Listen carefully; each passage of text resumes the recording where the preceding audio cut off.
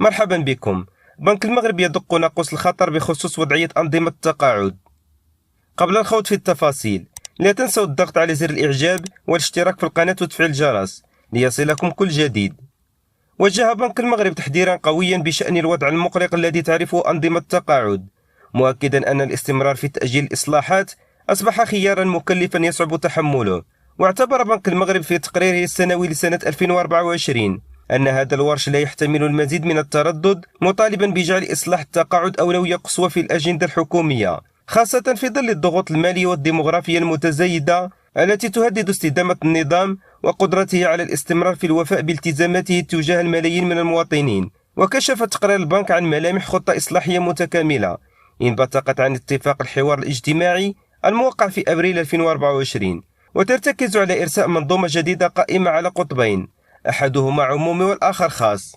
ويهدف هذا التصور حسب التقرير ذاته إلى إحداث انتقال سلس نحو النموذج الجديد، مع ضمان الحفاظ التام على الحقوق المكتسبة للمنخرطين الحاليين، في إطار رؤية تسعى لتحقيق حماية اجتماعية مستدامة ومتوازنة بين الأجيال.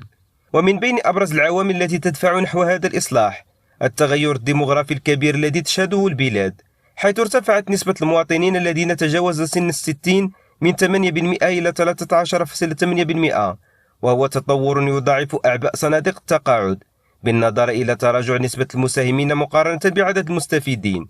وهذا الخلل المتزايد حسب تقرير بنك المغرب يهدد التوازنات المالية للنظام، ما يجعل إعادة الهيكلة أمرا لا مفر منه للحفاظ على وظائفه الحيوية. وحذر بنك المغرب من أن المزيد من التأجيل سيؤدي إلى تفاقم العجز المالي ويزيد من حجم التكاليف الاجتماعية المرتقبة لإنقاذ النظام، ما يهدد الأمن المعيشي للمتقاعدين الحاليين والمقبلين.